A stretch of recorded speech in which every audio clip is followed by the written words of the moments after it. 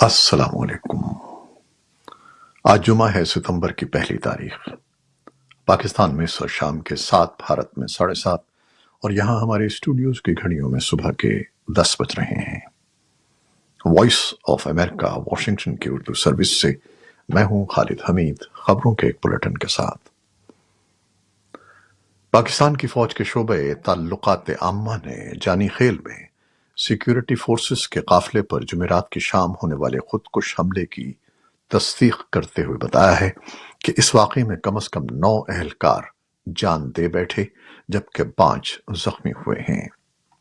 جانی خیل خیبر پختونخوا کے جنوبی علاقوں بنوں اور شمالی وزیرستان کو ملانے والا نیم قبائلی علاقہ ہے۔ اس خودکش حملے کی ذمہ داری حافظ گل بہادر کی شورا مجاہدین وزیرستان نے قبول کی ہے۔ خودکش حملے کے بعد جمعے کو صورتحال کشیدہ رہی اور کرفیو جیسی صورتحال تھی۔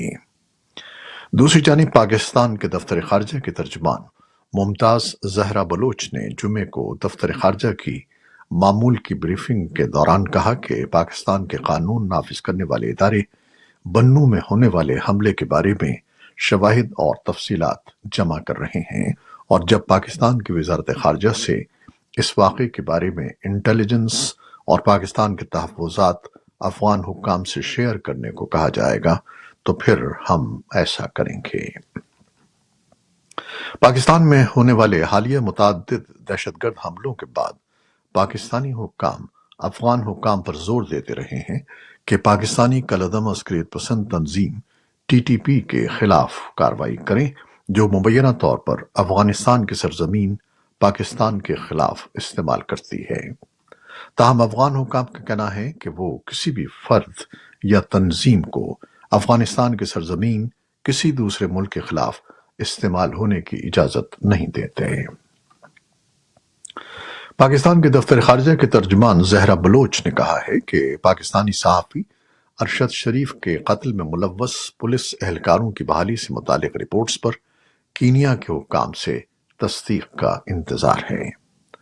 پاکستان کی وزارت داخلہ کی طرف سے صحافی ارشد شریف قتل کیس میں بنائی گئی فیکٹ فائنڈنگ ٹیم نے سپریم کورٹ میں جمع کرائی گئی اپنی رپورٹ میں بتایا تھا کہ صحافی ارشد شریف کو باقاعدہ منصوبہ بندی کے تحت قتل کیا گیا۔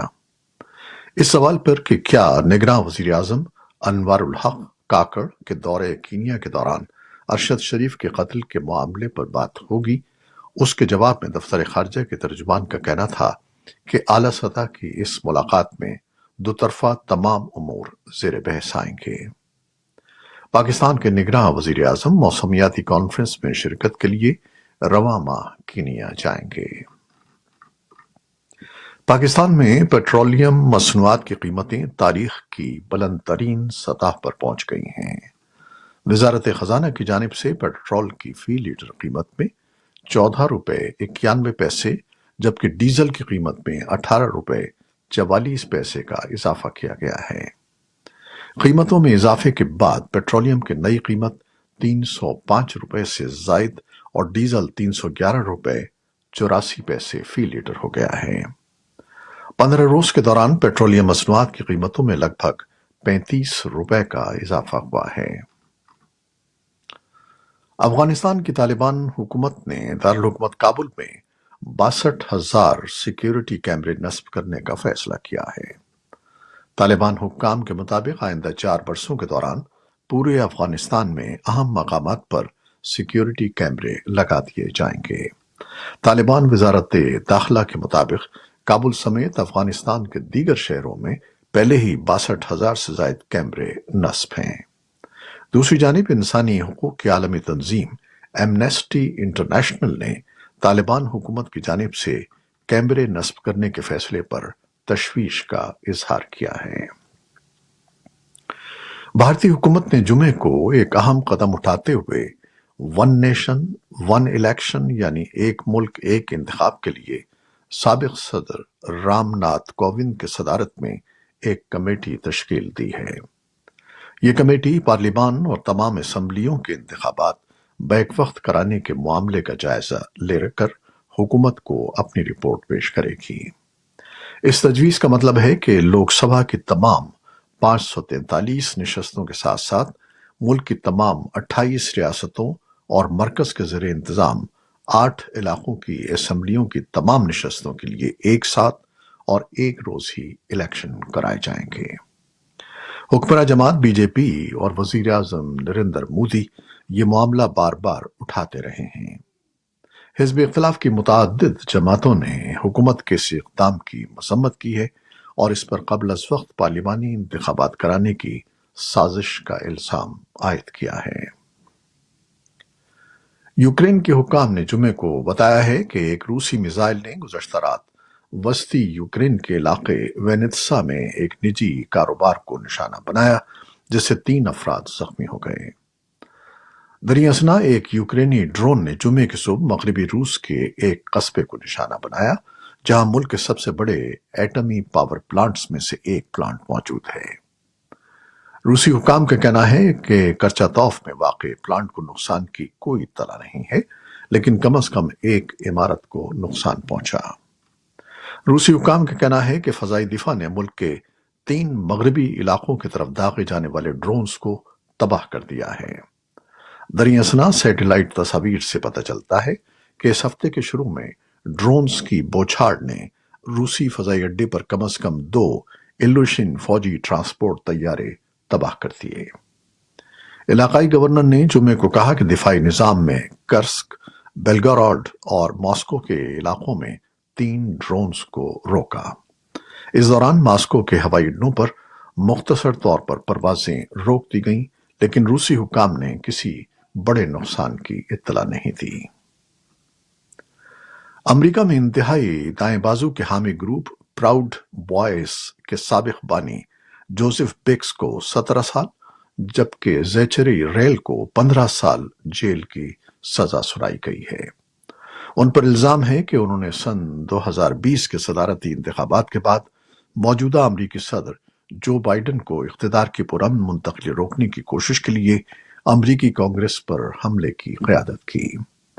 जोसेफ बिक्स को सुनाई जाने वाली सजा कैपिटल हिल पर हमले में गिरफ्तार किए गए सैकड़ों अफराद की सजाओं में दूसरी तवील सजा है।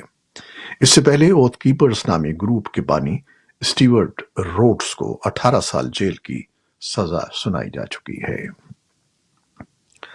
ताइवान का दौरा करने वाले अमरीकी कांग्रेस के अरकान ने ताइवान के साथ दिफाई साजो सामान की खरीदारी के लिए 19 अरब डॉलर के ज़ेर इल्तिवा सौदों का मामला हल करने की यकीन दहानी कराई है। जुमे को ताइवान का दौरा करने वाले वफ्द ने ताइवान के सदर से मुलाकात की। इस मौके पर वफ्द के सरबराह और आर्म सर्विसेज कमेटी के वाइस चेयरमैन रॉब विटमन ने कहा कि ताइवान पर हमले की सूरत में अमरीका किसी इक़दाम से गुरेज नहीं करेगा। ताइवान के 3 रोजा दौरे पर जुमेरात को पहुंचने वाले 3 रुकनी वफ्द में शामिल अरकान कांग्रेस का ताल्लुक रिपब्लिकन पार्टी से है। रूस में जुमे से आजमाइशी बुनियादों पर इस्लामिक बैंकिंग का आगाज किया गया है। रवां बरस अगस्त में सदर व्लादिमीर पुतिन ने रूस में इस्लामी बैंकिंग मुतारिफ कराने की मंजूरी दी थी। सदारती हुक्मनामे के मुताबिक 1 सितंबर को शुरू होने वाला इस्लामिक बैंकिंग प्रोग्राम रूस के मरकजी बैंक की निगरानी में आइंदा 2 बरस तक जारी रहेगा। इस्लामिक बैंकिंग का प्रोग्राम इब्तिदाई तौर पर रूस के मुस्लिम अक्सरियती खित्तों के लिए है। इन खित्तों में कामयाबी की सूरत में इस्लामिक बैंकिंग को रूस के दीगर खित्तों के लिए भी मुतारिफ कराया जाएगा। फलस्तीनी महकमा सेहत का कहना है कि इसराइली फौज ने शिमाल मगरबी किनारे में एक फलस्तीनी कस्बे पर छापा मारा, एक अपार्टमेंट का मुहासरा कर लिया और मकामी अस्करियत पसंदों के साथ फायरिंग का तबादला किया, जिसमें एक फलस्तीनी उस्ताद हलाक हो गया जो किसी भी वाक़े में मुलव्वस नहीं था। ये मकबूजा इलाके में इसराइली फौज के छापों के सिलसिले का ताज़ा तरीन वाक़या है।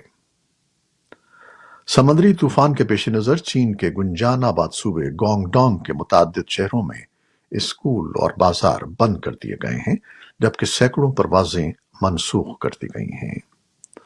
हुक्काम के मुताबिक शिमाल मगरबी बहरुल काहिल और जनूबी बहर चीन में बनने वाला तूफान सावला जुमे की शब या हफ्ते की सुबह तक गुआंगडोंग के इलाकों से टकरा सकता है। चीनी हुकाम ने खदशा जाहिर किया है कि सावला 1949 के बाद गुआंगडोंग के से टकराने वाला तीसरा शदीद तरीन तूफान हो सकता है। समुद्री तूफान के बायस गुआंगडोंग से मुल्हिका हांगकांग में भी कारोबारी जिंदगी मुअत्तल है। ये थी वो खबरें जो फेसबुक लाइव पर हमने आपके लिए पेश की। हमारी वेबसाइट, यूट्यूब और पॉडकास्ट पर यह बुलेटिन आपके लिए पोस्ट कर दिया जाता है। आप हमारे बुलेटिन को शेयर करते हैं और अपने कमेंट्स में अपनी मोहब्बतों का इजहार करते हैं, जिसके लिए हम आपके बेहद ममनून हैं। अपनी इन काविशों को जारी रखिएगा। न्यूज प्रोड्यूसर आयजा इरफान और न्यूज एडिटर बहजत जिलानी के साथ खालिद हमीद को अब इजाजत दीजिएगा। अल्लाह हाफिज।